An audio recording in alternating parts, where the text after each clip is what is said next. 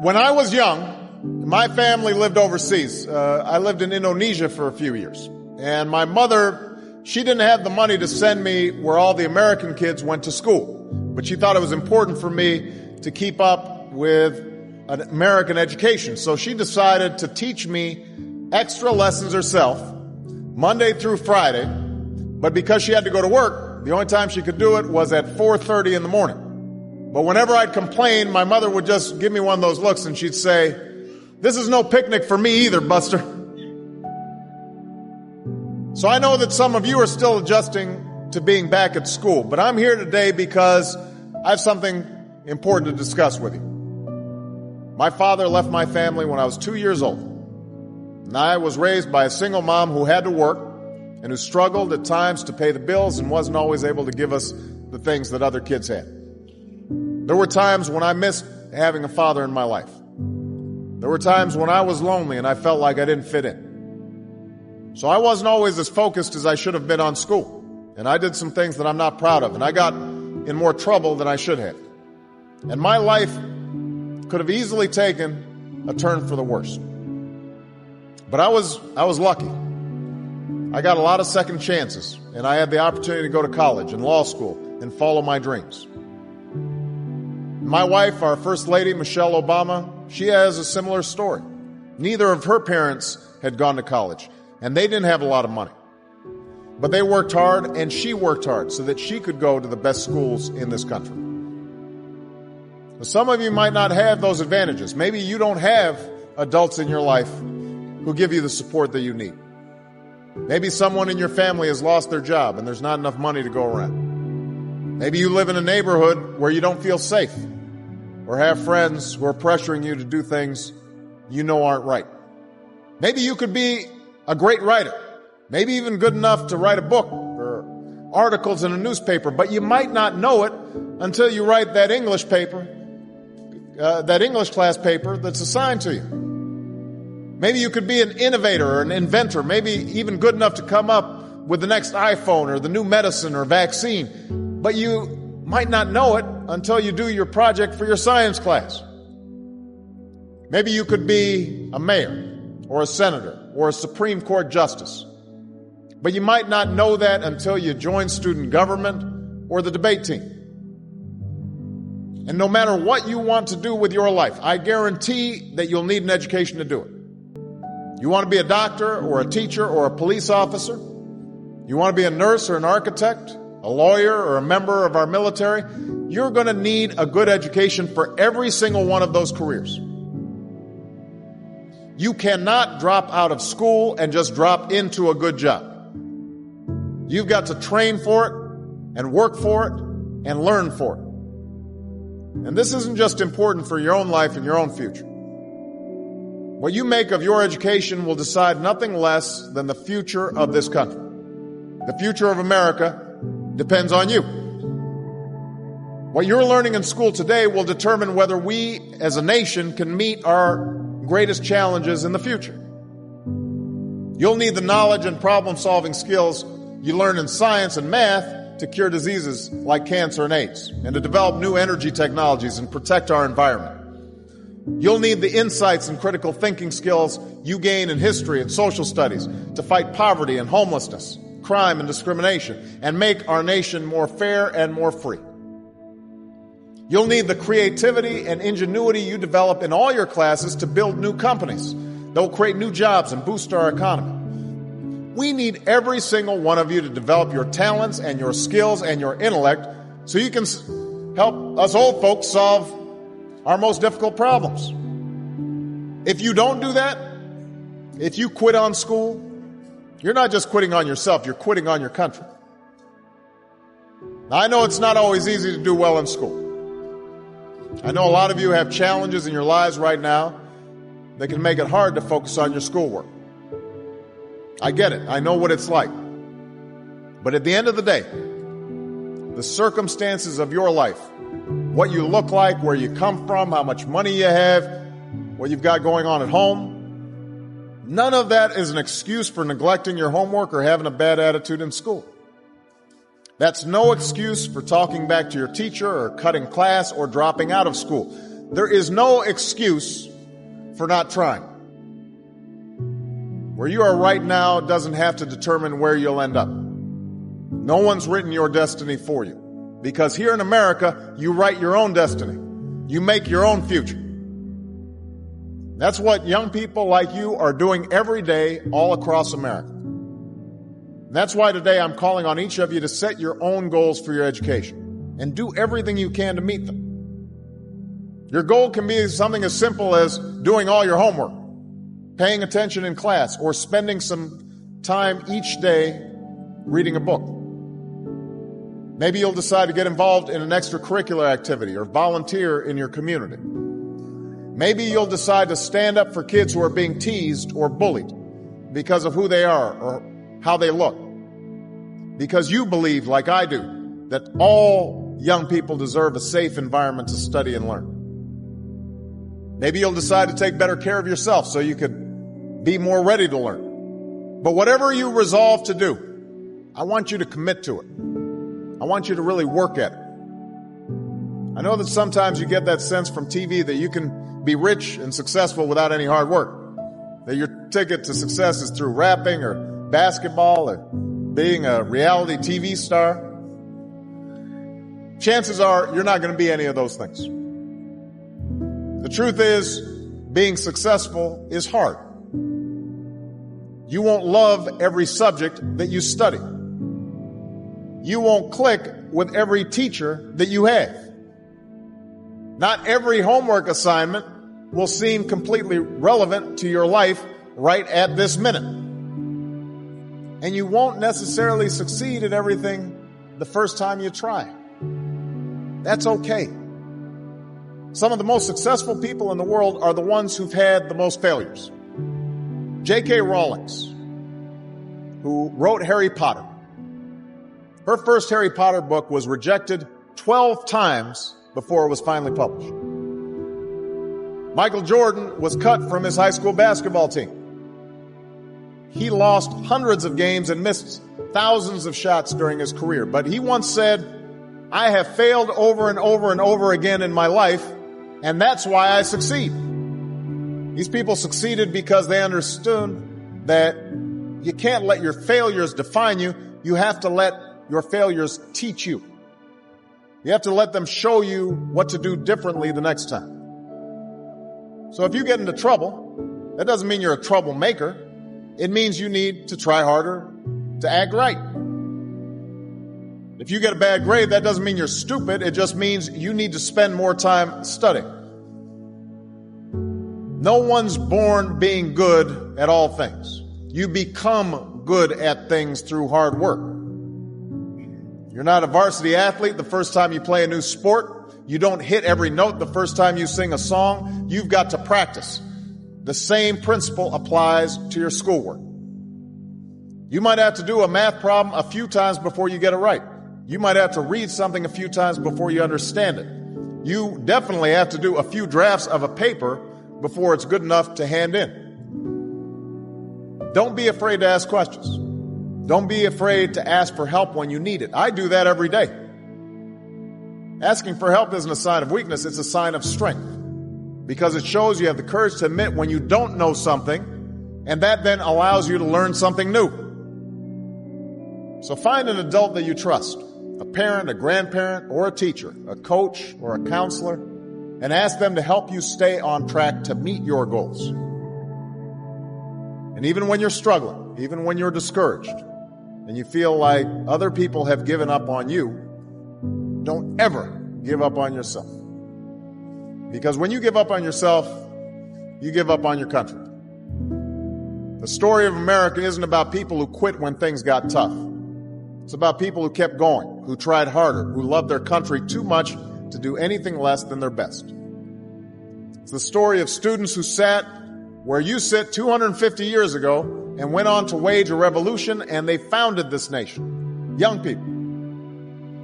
Students who sat where you sit 75 years ago, who overcame a depression and won a world war, who fought for civil rights and put a man on the moon. Students who sat where you sit 20 years ago, who founded Google and Twitter and Facebook and changed the way we communicate with each other. So today, I want to ask all of you, what's your contribution going to be? What problems are you going to solve? What discoveries will you make? What will a president who comes here in 20 or 50 or 100 years say about what all of you did for this country? You know, your families, your teachers, and I are doing everything we can to make sure you have the education you need to answer these questions. I'm working hard to fix up your classrooms and get you the books and the equipment and the computers you need to learn. But you've got to do your part too. So I expect all of you to get serious this year. I expect you to put your best effort into everything you do. I expect great things from each of you. So don't let us down. Don't let your family down or your country down. Most of all, don't let yourself down. Make us all proud. What starts here changes the world. I have a few suggestions that may help you on your way to a better world. And while these lessons were learned during my time in the military, I can assure you that it matters not whether you ever served a day in uniform. It matters not your gender, your ethnic or religious background, your orientation, or your social status. Our struggles in this world are similar, and the lessons to overcome those struggles and to move forward, changing ourselves and changing the world around us, will apply equally to all. So here are the 10 lessons I learned from basic SEAL training that hopefully will be of value to you as you move forward in life. Every morning in SEAL training, my instructors, who at the time were all Vietnam veterans, would show up in my barracks room, and the first thing they'd do was inspect my bed. If you did it right, the corners would be square, the covers would be pulled tight, the pillow centered just under the headboard, and the extra blanket folded neatly at the foot of the rack. It was a simple task, mundane at best, but every morning we were required to make our bed to perfection. It seemed a little ridiculous at the time, particularly in light of the fact that we were aspiring to be real warriors, tough, battle-hardened SEALs. But the wisdom of this simple act has been proven to me many times over. If you make your bed every morning, you will have accomplished the first task of the day. It will give you a small sense of pride, and it will encourage you to do another task, and another, and another. And by the end of the day, that one task completed will have turned into many tasks completed. Making your bed will also reinforce the fact that the little things in life matter. If you can't do the little things right, you'll never be able to do the big things right. And if by chance you have a miserable day, you will come home to a bed that is made, that you made. And a made bed gives you encouragement that tomorrow will be better. So if you want to change the world, start off by making your bed. During SEAL training, the students are all broken down into boat crews. Each crew is 7 students, 3 on each side of a small rubber boat, and 1 coxswain to help guide the dinghy. Every day your boat crew forms up on the beach and is instructed to get through the surf zone and paddle several miles down the coast. In the winter, the surf off San Diego can get to be 8 to 10 feet high, and it is exceedingly difficult to paddle through the plunging surf unless everyone digs in. Every paddle must be synchronized to the stroke count of the coxswain. Everyone must exert equal effort, or the boat will turn against the wave and be unceremoniously dumped back on the beach. For the boat to make it to its destination, everyone must paddle. You can't change the world alone. You will need some help. And to truly get from your starting point to your destination takes friends, colleagues, the goodwill of strangers, and a strong coxswain to guide you. If you want to change the world, find someone to help you paddle. Over a few weeks of difficult training, my SEAL class, which started with 150 men, was down to just 42. There were now 6 boat crews of 7 men each. I was in the boat with the tall guys, but the best boat crew we had was made up of the little guys, the Munchkin crew, we called them. No one was over 5'5". The Munchkin boat crew had 1 American Indian, 1 African American, 1 Polish American, 1 Greek American, 1 Italian American, and 2 tough kids from the Midwest. They out-paddled, outran, and outswam all the other boat crews. The big men in the other boat crews would always make good-natured fun of the tiny little flippers the Munchkins put on their tiny little feet prior to every swim. But somehow these little guys from every corner of the nation and the world always had the last laugh, swimming faster than everyone and reaching the shore long before the rest of us. SEAL training was a great equalizer. Nothing mattered but your will to succeed, not your color, not your ethnic background, not your education, not your social status. If you want to change the world, measure a person by the size of their heart, not by the size of their flippers. Several times a week, the instructors would line up the class and do a uniform inspection. It was exceptionally thorough.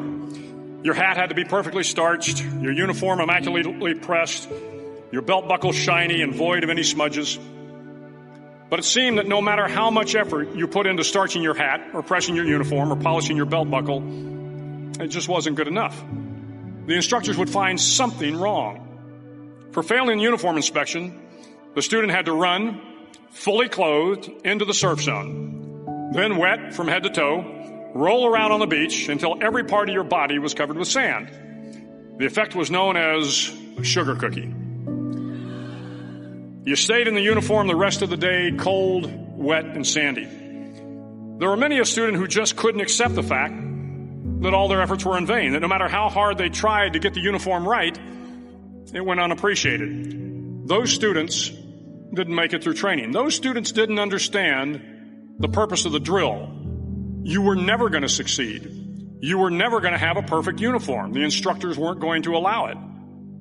Sometimes, no matter how well you prepare or how well you perform, you still end up as a sugar cookie. It's just the way life is sometimes. If you want to change the world, get over being a sugar cookie and keep moving forward. Every day during training, you were challenged with multiple physical events, long runs, long swims, obstacle courses, hours of calisthenics, something designed to test your mettle. Every event had standards, times you had to meet. If you failed to meet those times, those standards, your name was posted on a list. And at the end of the day, those on the list were invited to a circus. A circus was 2 hours of additional calisthenics, designed to wear you down, to break your spirit, to force you to quit. No one wanted a circus. A circus meant that for that day, you didn't measure up. A circus meant more fatigue, and more fatigue meant that the following day would be more difficult, and more circuses were likely. But at some time during SEAL training, everyone made the circus list. But an interesting thing happened to those who were constantly on the list. Over time, those students who did 2 hours of extra calisthenics got stronger and stronger. The pain of the circuses built inner strength and physical resiliency. Life is filled with circuses. You will fail. You will likely fail often. It will be painful. It will be discouraging. At times, it will test you to your very core. But if you want to change the world, don't be afraid of the circuses. At least twice a week, the trainees were required to run the obstacle course. The obstacle course contained 25 obstacles, including a 10-foot wall, a 30-foot cargo net, a barbed wire crawl, to name a few. But the most challenging obstacle was the slide for life. It had a 3-level, 30-foot tower at one end and a 1-level tower at the other. In between was a 200-foot-long rope.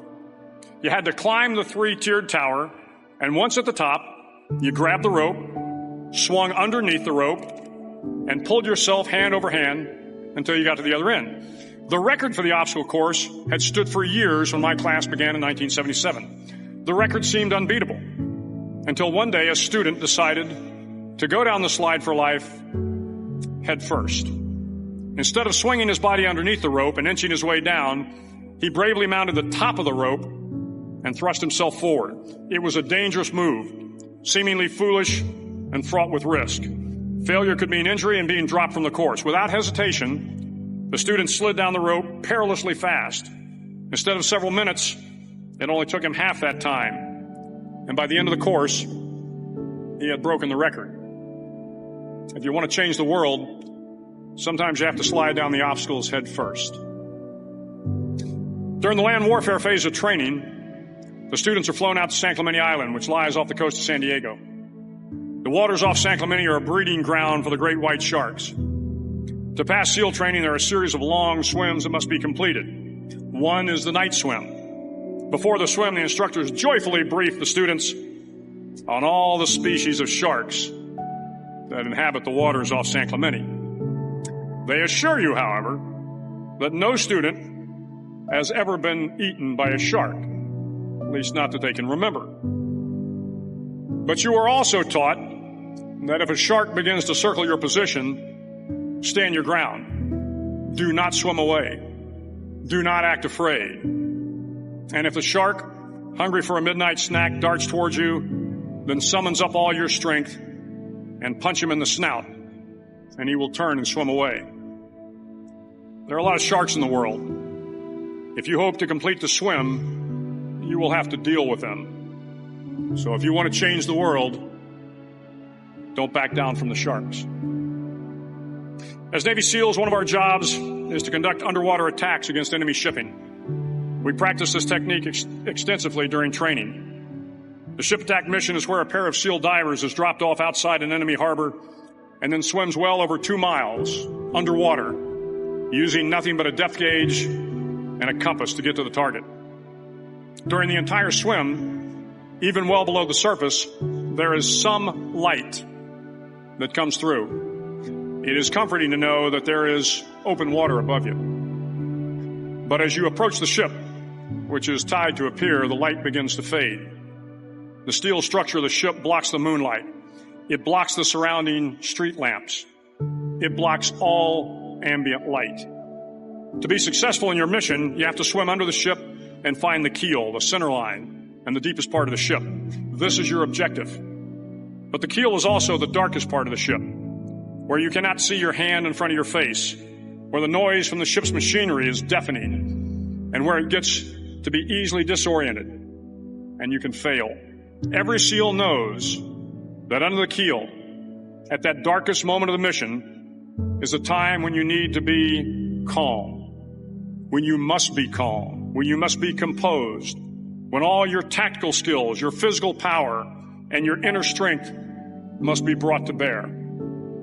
If you want to change the world, you must be your very best in the darkest moments. The 9th week of training is referred to as Hell Week.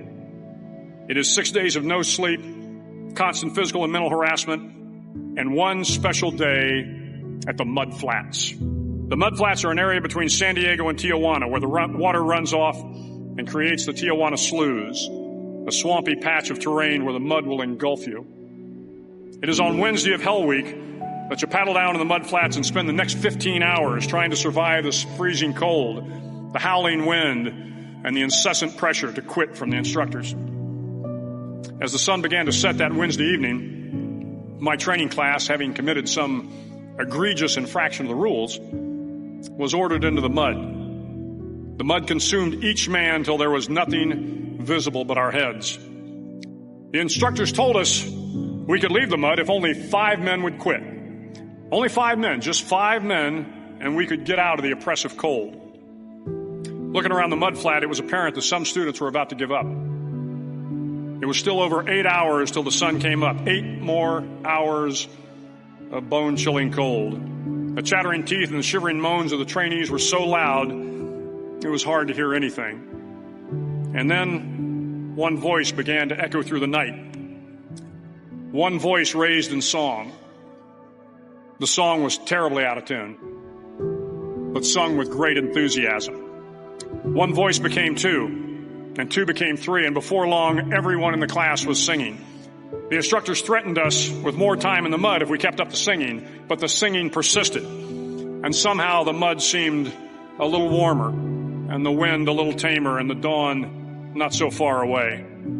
If I have learned anything in my time traveling the world, it is the power of hope, the power of one person, a Washington, a Lincoln, King, Mandela, and even a young girl from Pakistan, Malala. One person can change the world by giving people hope. So if you want to change the world, start singing when you're up to your neck in mud. Finally, in SEAL training, there's a bell. A brass bell that hangs in the center of the compound for all the students to see. All you have to do to quit is ring the bell. Ring the bell, and you no longer have to wake up at 5 o'clock. Ring the bell, and you no longer have to be in the freezing cold swims. Ring the bell, and you no longer have to do the runs, the obstacle course, the PT, and you no longer have to endure the hardships of training. All you have to do is ring the bell to get out. If you want to change the world, don't ever, ever ring the bell. It will not be easy. Start each day with a task completed. Find someone to help you through life. Respect everyone. Know that life is not fair and that you will fail often. But if you take some risks, step up when the times are the toughest, face down the bullies, lift up the downtrodden, and never, ever give up. If you do these things, the next generation and the generations that follow will live in a world far better than the one we have today. And what started here will indeed have changed the world for the better. Thank you very much. My father could have been a great comedian, but he didn't believe that that was possible for him. And so he made a conservative choice. Instead, he got a safe job as an accountant. And when I was 12 years old, he was let go from that safe job. And our family had to do whatever we could to survive. I learned many great lessons from my father, not the least of which was that you can fail at what you don't want. So you might as well take a chance on doing what you love.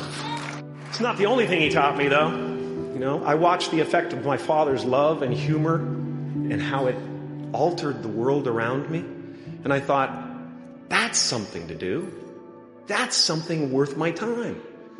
It wasn't long before I started acting up. You know, people would come over to the house and they'd be greeted by a 7-year-old throwing himself down a large flight of stairs.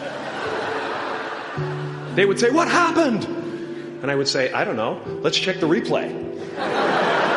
I'd go back to the top of the stairs and come back down in slow motion.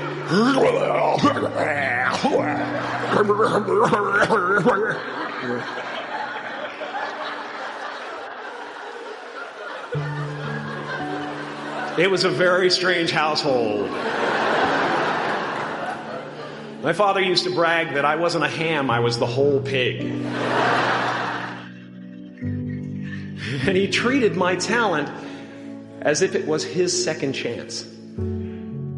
When I was about 28, after a decade as a professional comedian, I realized one night in LA that the purpose of my life had always been to free people from concern, just like my dad. And when I realized this, I dubbed my new devotion the Church of Freedom from Concern.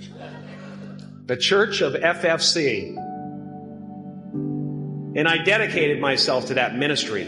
What's yours? How will you serve the world? What do they need that your talent can provide? That's all you have to figure out. As someone who's done what you're about to go and do, I can tell you from experience, the effect you have on others is the most valuable currency there is. Because everything you gain in life will rot and fall apart, and all that will be left of you is what was in your heart. My choosing to free people from concern got me to the top of a mountain. Look where I am. Look what I get to do. Everywhere I go. I'm going to get emotional because when I tap into this, it really is extraordinary to me. I did something that made people present their best selves to me wherever I go. I've often said that I wished people could realize all their dreams and wealth and fame, and so that they could see that it's not where you're going to find your sense of completion. Like many of you, I was concerned about going out into the world and doing something bigger than myself, until someone smarter than myself made me realize that there is nothing bigger than myself.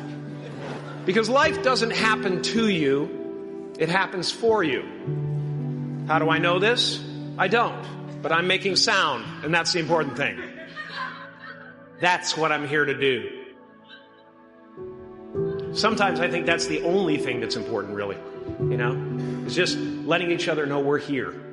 Reminding each other that we're part of a larger self. Your job is not to figure out how it's going to happen for you, but to open the door in your head. And when the door opens in real life, just walk through it. And don't worry if you miss your cue, because there's always doors opening. They keep opening. And when I say life doesn't happen to you, it happens for you, I really don't know if that's true. I'm just making a conscious choice to perceive challenges as something beneficial so that I can deal with them in the most productive way. You'll come up with your own style. That's part of the fun. Oh, and why not take a chance on faith as well? Not religion, but faith. Not hope, but faith. I don't believe in hope. Hope is a beggar. Hope walks through the fire and faith leaps over it. I used to believe that who I was ended at the edge of my skin. That I had been given this little vehicle called a body from which to experience creation. And though I couldn't have asked for a sportier model, it was, after all, a loaner and would have to be returned. Then I learned that everything outside the vehicle was part of me too. And now I drive a convertible.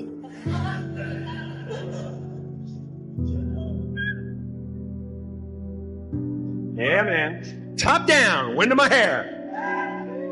Woo! I am elated and truly excited to be present and fully connected to you at this important moment in your journey. I hope you're ready to open the roof and take it all in.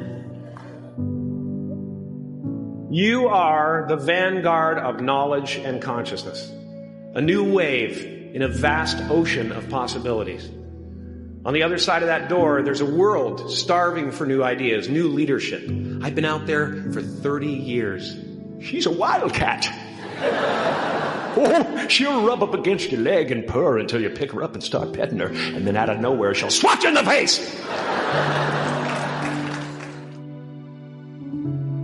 It can be rough out there, but that's okay, because there's soft serve ice cream with sprinkles. I guess that's what I'm really trying to say here today. Sometimes it's okay to eat your feelings. Now, fear is going to be a player in your life, but you get to decide how much. You can spend your whole life imagining ghosts, worrying about the pathway to the future, but all there will ever be is what's happening here, and the decisions we make in this moment, which are based in either love or fear. So many of us choose our path out of fear disguised as practicality. What we really want seems impossibly out of reach and ridiculous to expect, so we never dare to ask the universe for it. I'm saying I'm the proof that you can ask the universe for it. Please.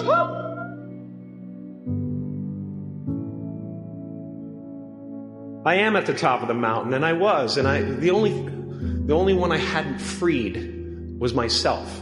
And that's when my search for identity deepened. I wondered who I'd be without my fame. Who would I be if I said things that people didn't want to hear? Or if I defied their expectations of me? And that peace that we're after lies somewhere beyond personality, beyond the perception of others, beyond invention and disguise, even beyond effort itself. You can join the game, fight the wars, play with form all you want, but to find real peace, you have to let the armor go. Your need for acceptance can make you invisible in this world. Don't let anything stand in the way of the light that shines through this form. Risk being seen in all of your glory. My soul is not contained within the limits of my body. My body is contained within the limitlessness of my soul. Now I'm always at the beginning. I have a reset button, and I ride that button constantly. Once that button is functioning in your life, there's no story that the mind could create that will be as compelling. The imagination is always manufacturing scenarios, both good and bad, and the ego tries to keep you trapped in the multiplex of the mind.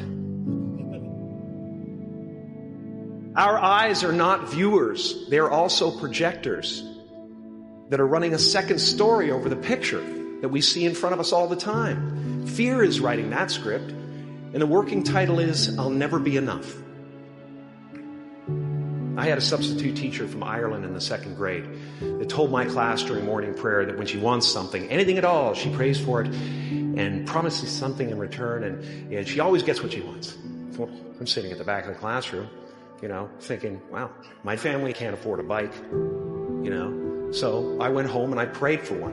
And I promised I would recite the rosary every night in exchange. Broke that promise. But 2 weeks later, I got home from school to find a brand new Mustang bike with a banana seat and Easy Rider handlebars. Yeah. From fool to cool. My family informed me that I had won the bike in a raffle that a friend of mine had entered my name in without my knowledge whatsoever. So that type of thing has been happening to me ever since. And as far as I can tell, it's just about letting the universe know what you want and working toward it while letting go of how it comes to pass. No matter what you gain, ego will not let you rest. It will tell you that you cannot stop until you've left an indelible mark on the earth, until you've achieved immortality. How tricky is this ego that it would tempt us with the promise of something we already possess? Relax and dream up a good life.